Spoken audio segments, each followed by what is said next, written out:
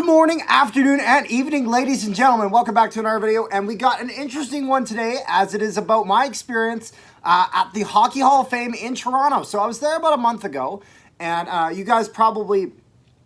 some of you that are in the Discord were probably aware of that, as I posted videos as well. Actually, two of the videos that are up right now that you guys should check out is my experience at the Toronto Blue Jays game, as well as we drove to Hamilton to see the Ticats play the Red Blacks. They get their first win of the season at home. Met some great people there. Met some of you there. It was awesome. Great experience. Would love to do it again. And yeah, so this video is a little bit of a long time coming one. There was no exact rush to get this out, but we had a lot of things going on. So I wanted to finally get this underway.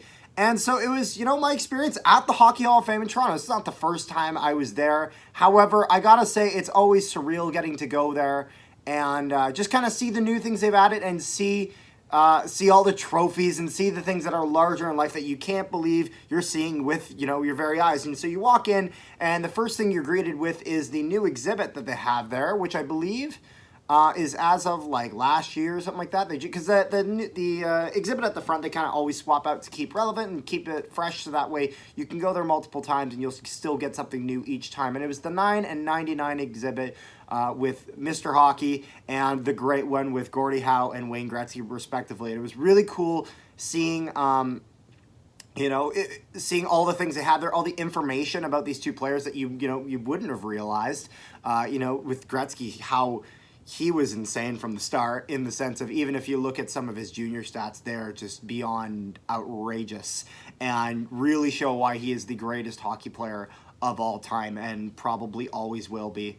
And so it was really cool seeing some of that stuff with your own eyes. And then they had a full replica as well of the Montreal Canadiens dressing room, so, but like from a while ago, because you had some of the names of Guy Lafleur and Maurice Richard, and just seeing some of those legends there.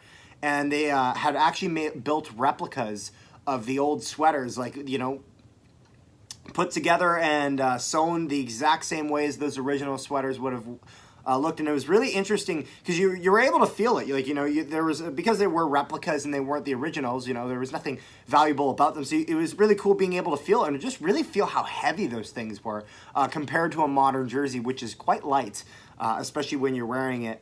And, it makes me think of, how cool it must have been, because a lot of the history of hockey was outside, it was these guys playing, this tough game in minus 40-degree weather, and really shaped, these guys into, just absolute beasts of men, which is why if you look at a lot of, this is, I believe, one of the reasons why if you look at a lot of, old school hockey, it's so brutal and so violent and aggressive, and it's kind of interesting seeing how that's kind of how hockey developed. And it was really cool as well, because they had some of the old retired NHL and WHA awards there. Some of the WHA player awards were on display there, and it was really cool as well seeing the Avco Cup.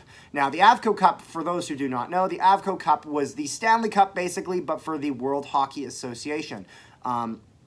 Predominantly, this is the Winnipeg Jets Cup, because the Winnipeg Jets are the most successful franchise in WHA history. And they won, I think it was 3 Avco Cups in 4 years.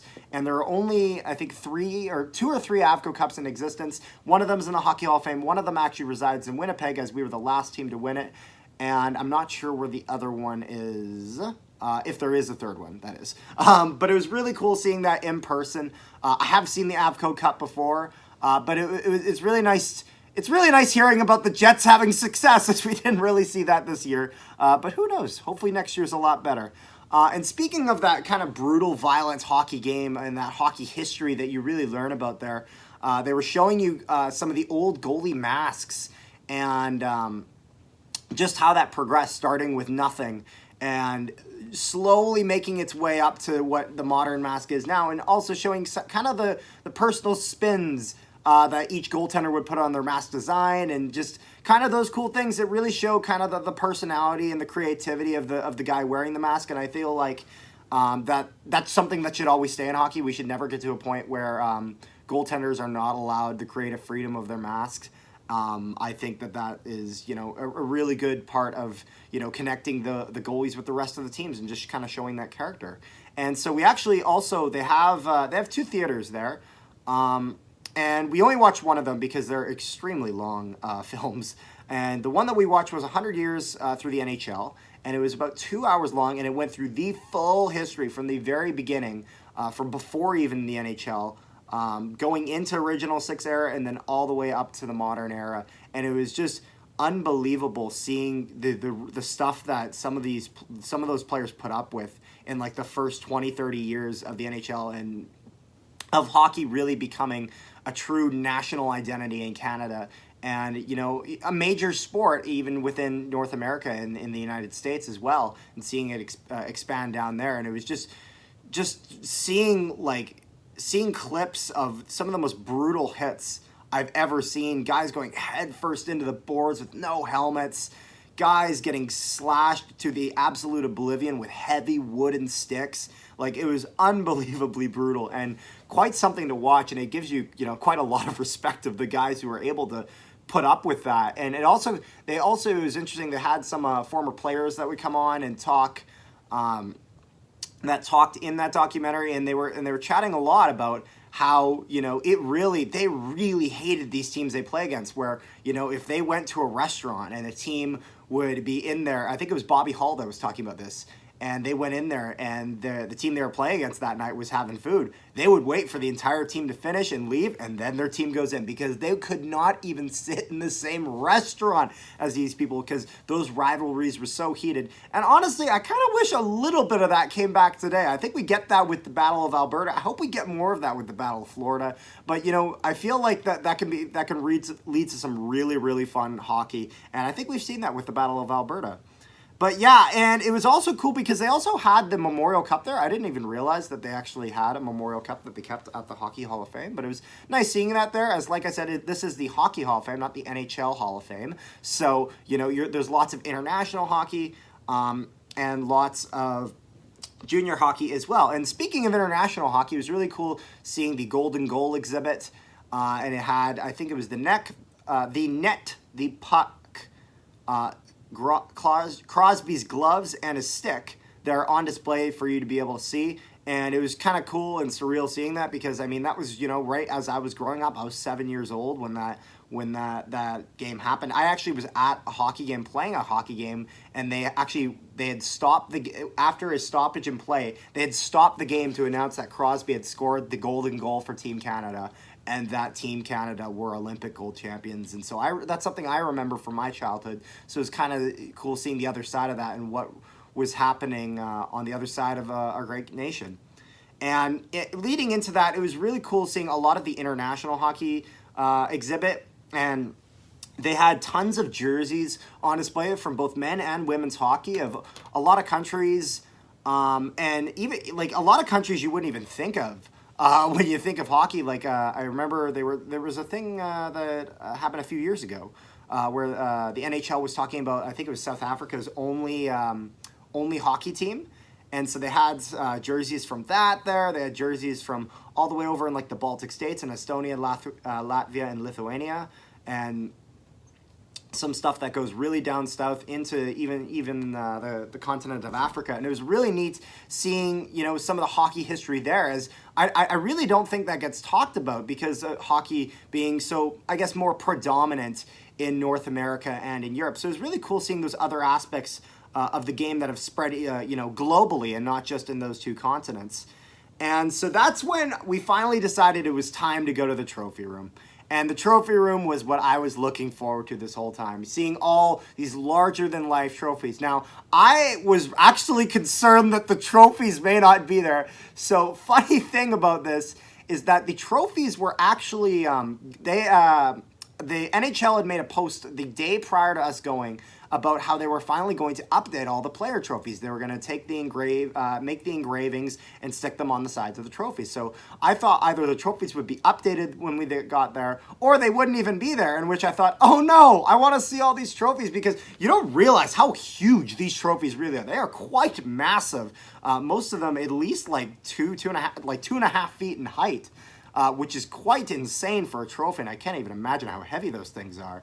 And this is not even talking about the Stanley Cup. This is just all the player trophies. However, what they've done is they've removed all the names of this year's just so they can get them engraved, and then they'll probably just put them back on when they're ready. And speaking of which, I actually have a photo here that you can see of the name removed from the Lady Byng trophy, as Kyle Connor's name awaits to be engraved on that. It'll be nice the next time I get to see the Hockey Hall of Fame, whatever that is, and seeing his name on there, as it was really cool seeing, when looking at the Vezina trophy, seeing Connor Hellebuck's name on the side of it. As you can see here, you can see how, well, his name's on it. It's so nice seeing some success with this Jets 2.0 actually, you know, really being ingrained in history. You know, that's why I really hope we can win a Stanley Cup one day and have that banner in the rafters that Jets 2.0 have left their mark on history, as Jets 1.0 did in the history of hockey, with, you know, a dominant performance in the Avco Cup. And, you know, they would have had the Stanley Cup if it wasn't for the 80s Edmonton, the Gretzky Oilers, you know. That's probably, to be honest, the only reason that we didn't get there. But I digress.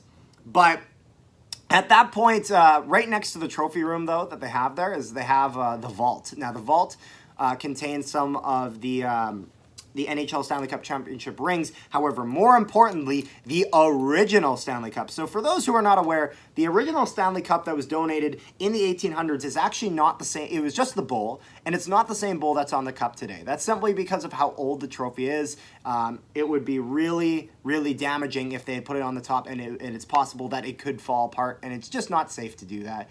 And so to preserve the history, I believe it was in the 60s, the mid-60s, they had made a replica, without telling anybody, which then came out, I think it was like at least 10 to 20 years later that it was a replica. However, so much history had happened with this new one that it didn't even matter. And it's really cool to see, as they're both the legit Stanley Cup, as there's been so much history behind each of them. And even so, you can see here that's some of the removed bands of the Stanley Cup. So the Stanley Cup has, I believe it's five main bands at the bottom, those big gray bands in which they will engrave the names of teams and players onto the side of it. And however, there's only room for so much. I believe there's 12 or 16 spaces per row. And so once the bottom one fills up, they shift them all up, put a blank one on the bottom so they can add new champions, and the top one gets taken off and gets posted in the Hockey Hall of Fame. So you can see all the ones here and all of the legends that are engraved onto the side of it. However, it was finally time, though, to go and see the Stanley Cup itself in its current form. Like I said, so there are 3 Stanley Cups. There is the original Stanley Cup that, you know, I just showed you, as well as the Stanley Cup that I got my photo with, which I was very excited to do so. And as well as something called the Presentation Cup, which is the Stanley Cup that you see on TV with the players. And, you know, you'll see them parade around in their city. That's the Stanley Cup that travels. However, they're all the Stanley Cup. They're all the oldest and coolest and best trophy in the history of sports. I don't care what anyone says. It is. And overall, this was a great experience. If any of you guys ever have the opportunity to go visit the Hockey Hall of Fame, I absolutely urge you to do so. It was one hell of an experience. And it's something that you can do multiple times, and it will still wow you and amaze you with some of the new things you'll find each time. So I hope you guys enjoyed this. I know this was a bit of a different video, you know, not necessarily just Jets content. However, it's I feel like it's very important as a hockey fan that I share my experience, and I hope you guys go there and have that experience for yourselves, as it's quite surreal and there's no way of replicating it. So I hope you guys enjoyed this video. Make sure you guys like, share, and subscribe if you haven't already. Check out some of our other stuff. Also check out my Bomber content. I got it coming up basically weekly, with the exception of the few bye weeks that the Bombers have. I think they're in the middle of one right now by the time this video is getting posted. However, that's if it gets posted when I think it will. Who knows? Plans change, as we know. But anyways, guys, make sure you guys like, share, and subscribe if you haven't already. I said it once. I said it twice. But goodbye, guys. Connor, the old special top for Connor, and front score!